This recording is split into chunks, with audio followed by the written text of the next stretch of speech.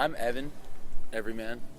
I'm here to do a tribute for Pumpkin at Shambhala 2016, and super honored to be asked to come here by Soup, by Robbie, to play a tribute for Pumpkin on the pagoda. So it's my fourth Shams, and I love this place. It's my favorite festival. Don't tell everyone else that. What's it like in the States right now? Like, I know celebrities pretty sick. Like, there's what's going on with the election. Mm-hmm. Like, what do you see in media? Like, explain. Like, what do you read? So for me, I don't interact with people who are very closed-minded and. We live in a bubble, kind of. Yeah, I live in a bubble, and I kind of put myself there intentionally because I don't.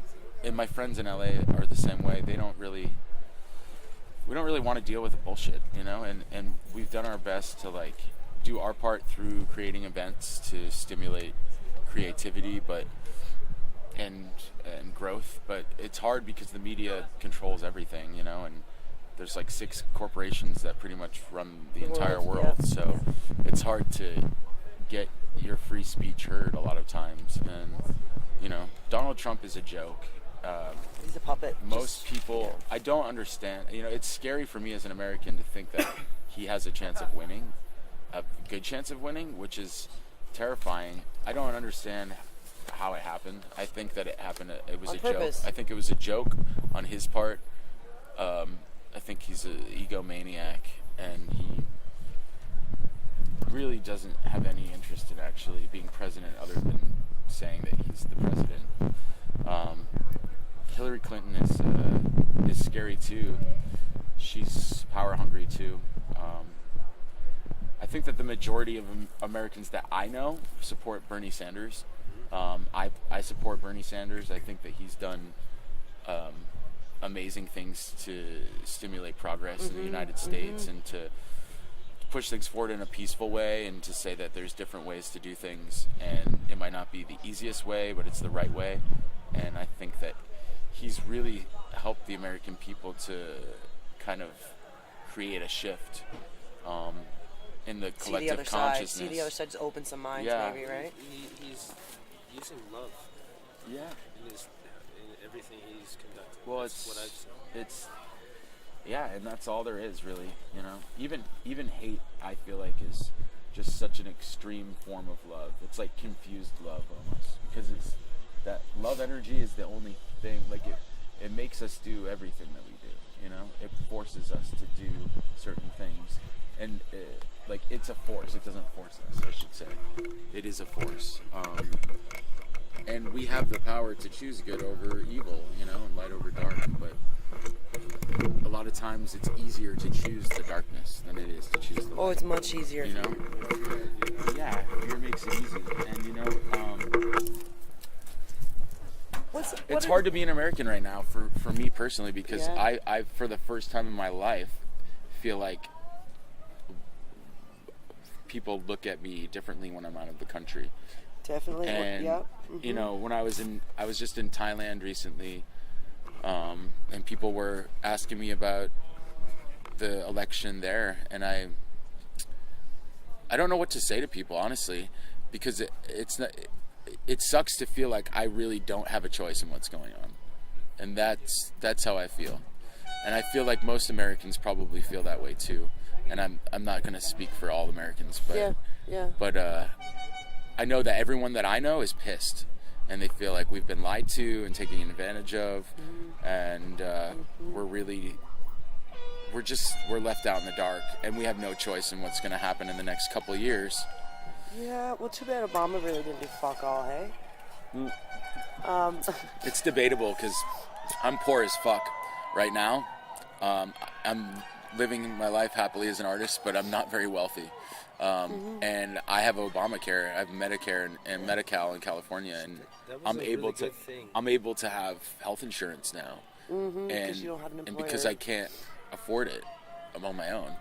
So I mean, Obama helped a lot of people with that. I mean, there's people who were dying that weren't allowed coverage because they had pre-existing conditions that are now cancer-free, or have a amputated leg and a prosthetic that's been replaced for free by the government, and they can walk again. So it's like things like that. I'm like, if you're helping restore life, to me, you're doing a good job. If you're helping make things better, if you're making a difference in people's lives. But a lot of the U.S. government is just, they're out to restrict us from things and to make more money, and the pharmaceutical companies are another one. They're the worst. They're And you know just what? There's keeping no people research sick. done on them. Like, they peer review themselves. You know, and there's no checks for the pharmaceutical companies, and no one talks about them because they're so big and they have so much power.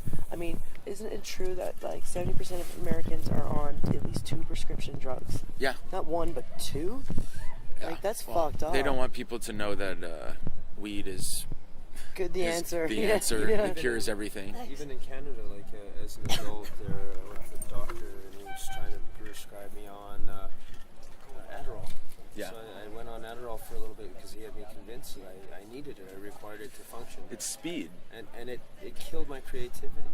And you know, after a year, I'm like, no more. I can't.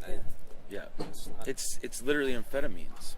It's it's speed. terrible. Well, people are blaming all the like ravers for the fentanyl thing. Like, oh, that's a raver problem. No, actually, It's a that's pharmaceutical that's a companies pharmaceutical created company, it. Yeah, in China, that's like the cheap filler. And you know, people who overdose on fentanyl, they're not people that raves. They're middle-aged white dudes in the United States who were former heroin addicts Yeah. who take it, right? Like that's the real problem. And so they're bad. And then the big 4 banks as well. I mean, Yeah. it's got to end somewhere. How many buyouts? How many? Well, they're gonna try to have corporations are we gonna a save? World Bank. You know, that's like the worst thing in the And world. they hate Bitcoin. They're trying to like get rid of Bitcoin because it's like there's no currency involved with that, right? And it's not regulated. They fucking hate. It's all Bitcoin. fake. It's all just Yeah. created. Yeah. That's the thing. We can create whatever we want to create. It's just a matter of creating things that are gonna benefit people, and not like a few people.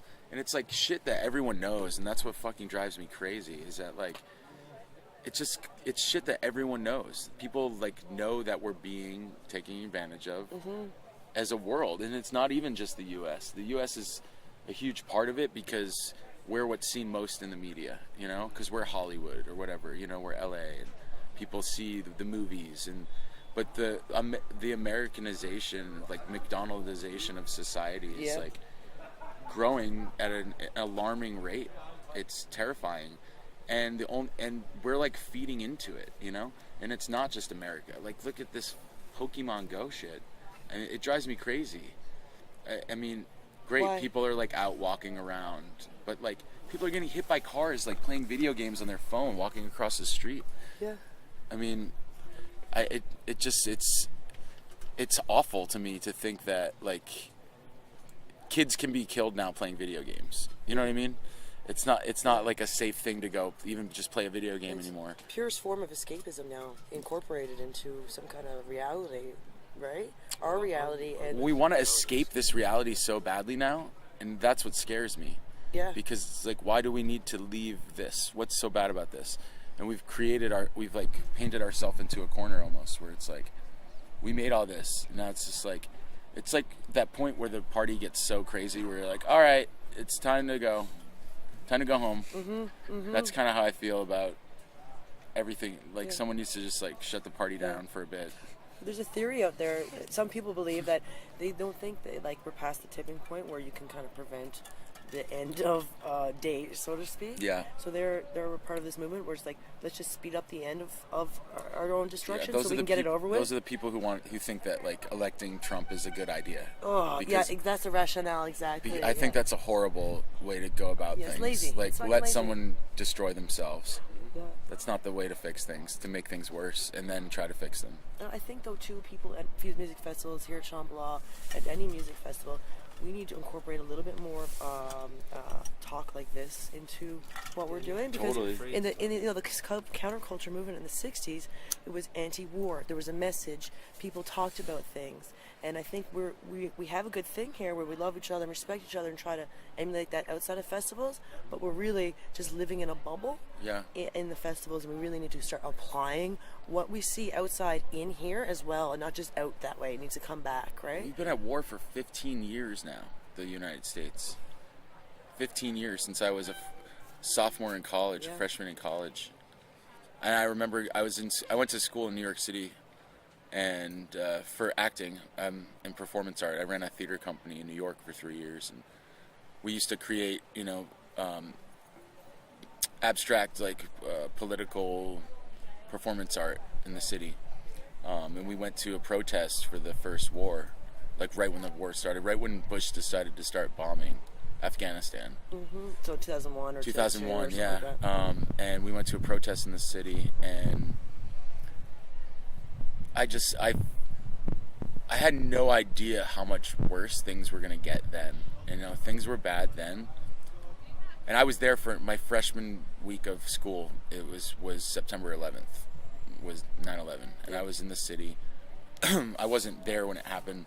I was right outside of the city, and I remember getting woken up and by my dad in Maine, because I grew up in Maine, and he called to make sure that I was all right, because I was so close to the city, and he was watching everything that happened on the news.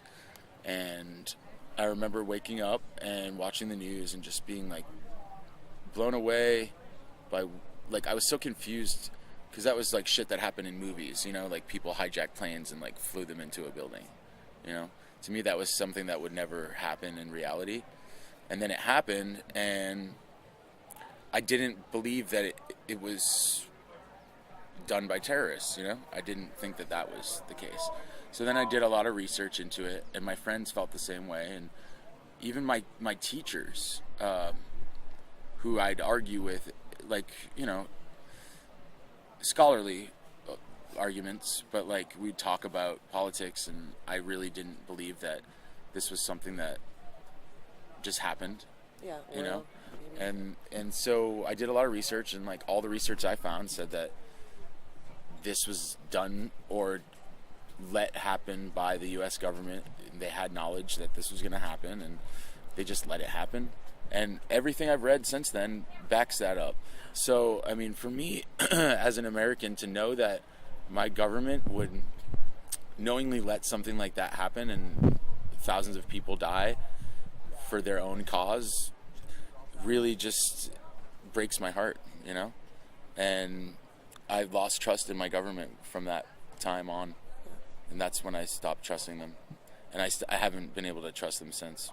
Is that a common sentiment you find with your peers or your fellow artists at festivals? Do you guys talk about this when you go to festivals? We do. Are you applying it to festival life or vice versa? I try. I mean, I write songs about it. I try not to get too political in my songs, because I try to keep them happy, and I'm very emotional in general. So, like, I used to tell Pumpkin, like, he's the only DJ that ever made me cry during his sets, because he plays super emotional music. That's why I don't listen to like easy listening radio or anything, because I literally like to be in my car just like sobbing at these sad songs. So I listen to happy songs, and I like to make happy songs, and that inspire me and other people, because happiness is a choice like anything else. Like, you have to choose to be happy.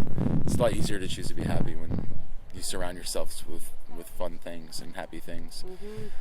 I definitely noticed that translates in your music. Like, I personally find it very inspiring, the lyrics that you have and your choosing. It's refreshing to hear intelligent hip hop about good things. Because I love hip hop, but like something that you can put on, like when I contacted you last summer, I was doing a lot of airbrushing, and I'm like, this is the best stuff for creativity.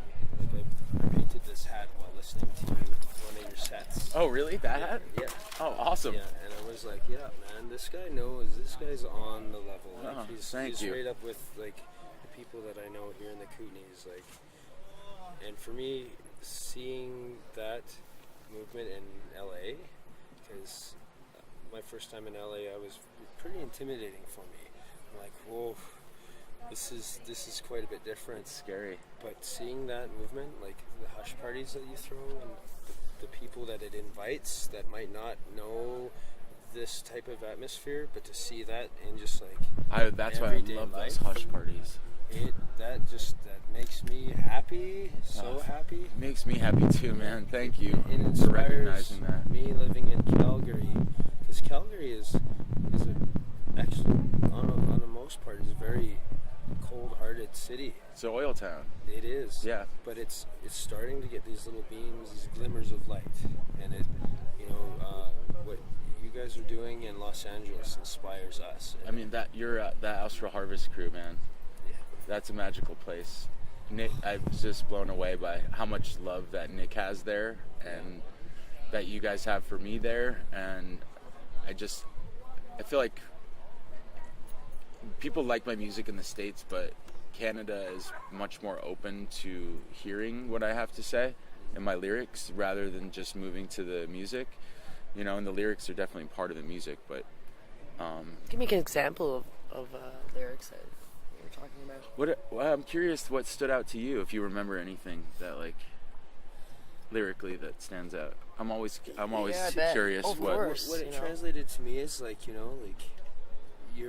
like, telling people like, man, like, wake up, you guys are beautiful, creative individuals, and you are full of potential that you don't know that you have, and tap into that and shine. Yeah. Shine as best as you can. Shine. And share that shit with everybody. Yeah. That's what I got out of that. Yeah. It's just like, you got it. That's it. That's exactly what I get. You're gonna make me cry. That's what I get from you. And then, like, You got it. yeah, man. Good. Yeah. Yeah, brother. Yeah, you got it, man. That's it. I lost my mom when I was 14 years old, and she was my best friend in the world, and she told me that I could do anything I wanted to do in life, and that I could help other people and be happy, and I didn't ever have to settle for anything. And she was a performer, and she wanted to be an actress and a singer, and my grandparents were amazing, but they were old-fashioned, like Jewish family, and they were like, we need you to have a career, you need to figure out a real job that's going to pay you so you can have a family. And she said okay, but she was never really happy with that choice, and so when I was born, I loved to dance and sing, like, immediately. My parents have, like, videos. I'm going to play a song for Nick and my mom today for his set, and it's a remix of Raspberry Beret by Prince. And that was the first song that I ever danced to, was Raspberry Beret by Prince. With your mom. With my mom and my dad. I still have the 45 at home. When Prince died, it was on Nick's birthday when Prince died. And my dad called me immediately and he's like, you still have that Prince record? And I was like, yeah, I do. I'm listening to it right now. So I sent him a video of me listening to it, and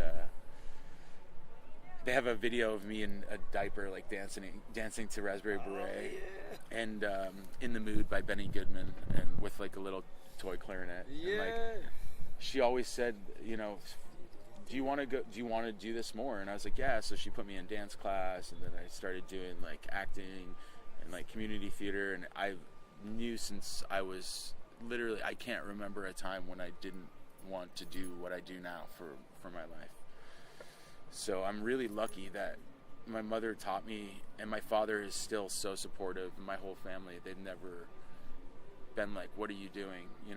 They just believe in me, and I'm super, super lucky, and I consider myself incredibly blessed, because I know so many people who don't have that in their life and weren't able to get that from their parents, and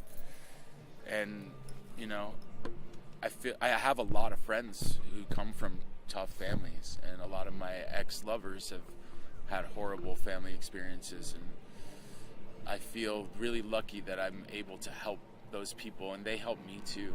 We all help each other, but I feel super strong compared to a lot of people that I love in my life, and I really appreciate that strength, because it helps me to continue to do what I do for the people that I love. And I know that my mom taught me everything I needed to know at a young age, and we can do whatever we want, and the only thing that holds us back from doing things is fear, and that fear is created by us and our surroundings.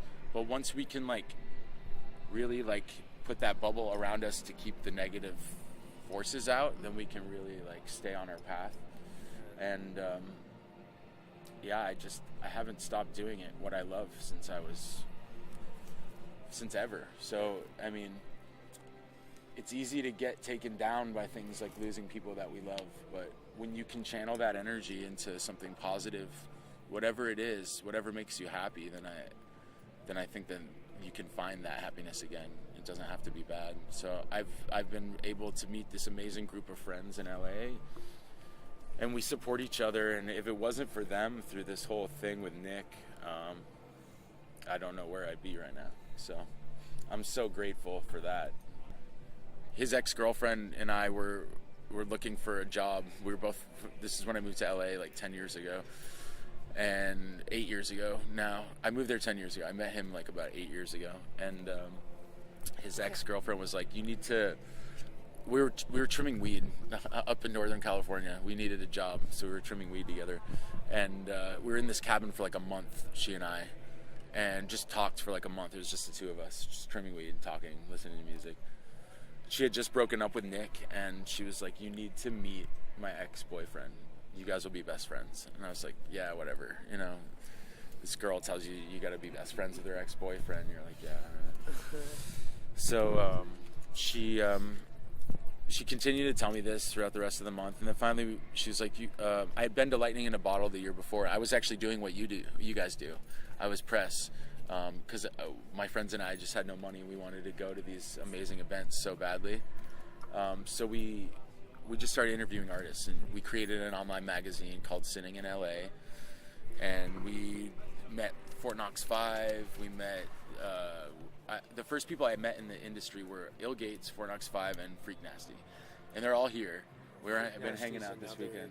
Darren's amazing. Yeah. Oh my god. And so those are the first people I met. I'd never been to Lightning in a Bottle at that point.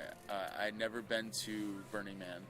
So the same year I go to both of I go to Lightning in a Bottle and then Burning Man, and then basically changed my life, because that's when I realized I was out auditioning for movies and TV. And when I moved to LA initially, I had a small part on this TV show called Cavemen on ABC, and there's this comedian in the States named Nick Kroll. I don't know if you know who he is. Yeah, so he was a good buddy of my roommate in college. So he got me a part on this show when I moved out to LA, and I joined the Screen Actors Guild.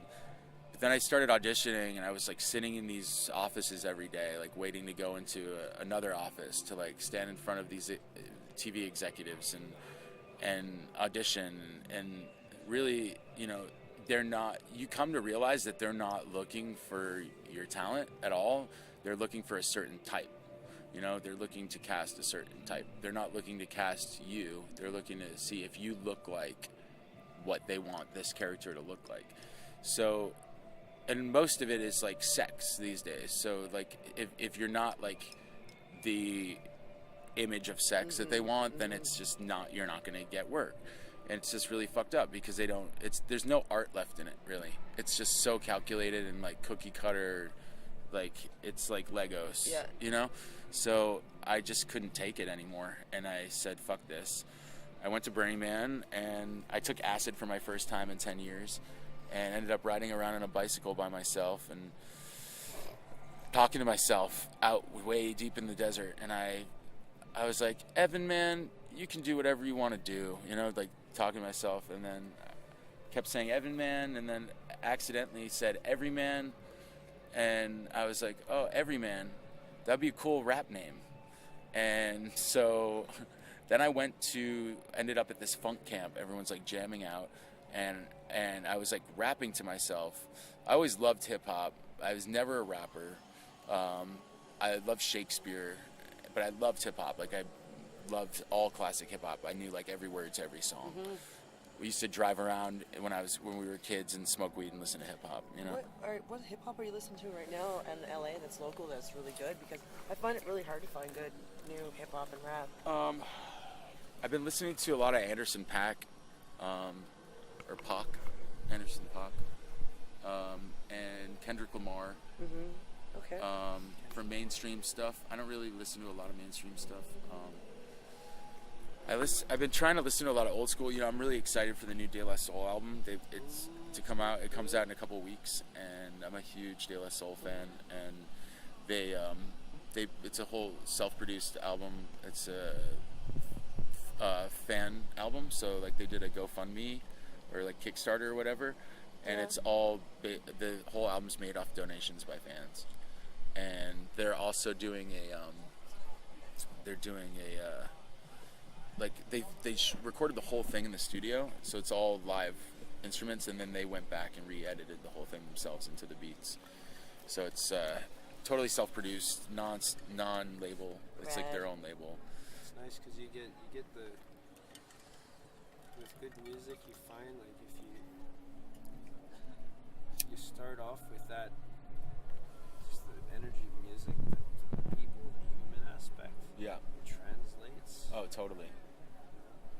I found a lot of young people in music trying to make everything so perfect first. Yeah. When really, it's like, get what's in here, get that out, and then it's like...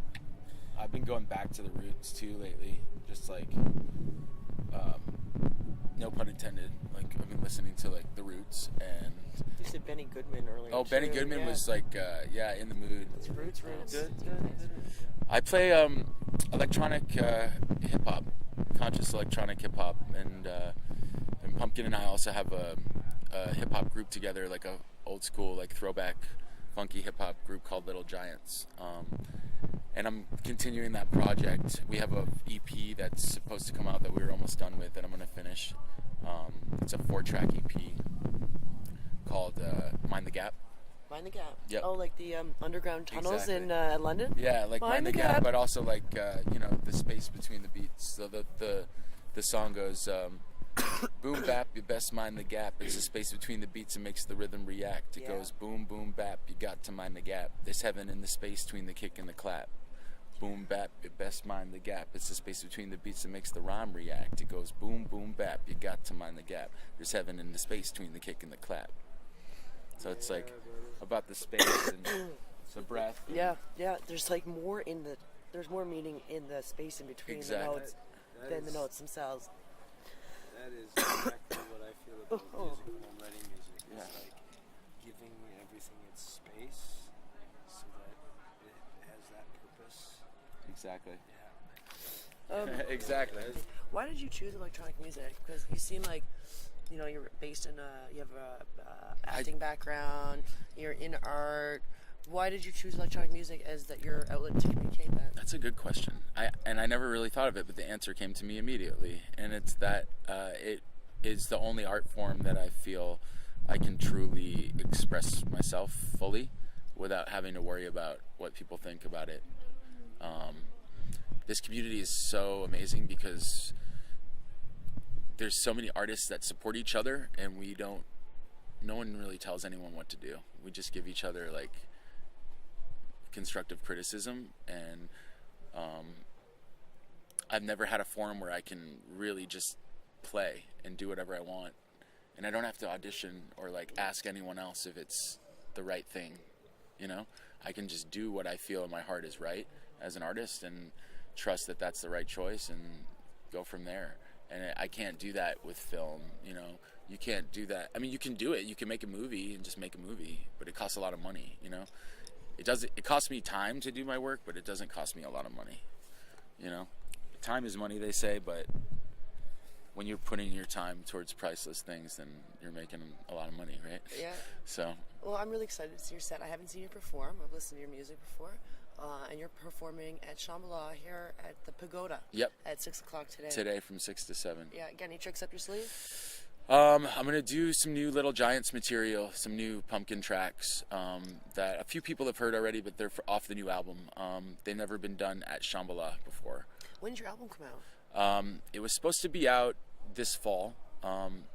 Right now we put it on hold. We're going to do a re-release of our original album. Nick and I always wanted to have Wax records pressed, and it never happened while he was here. But I'm happy to say that our first single is in the process of being pressed right now, which is crazy for me to say. So I'm so excited.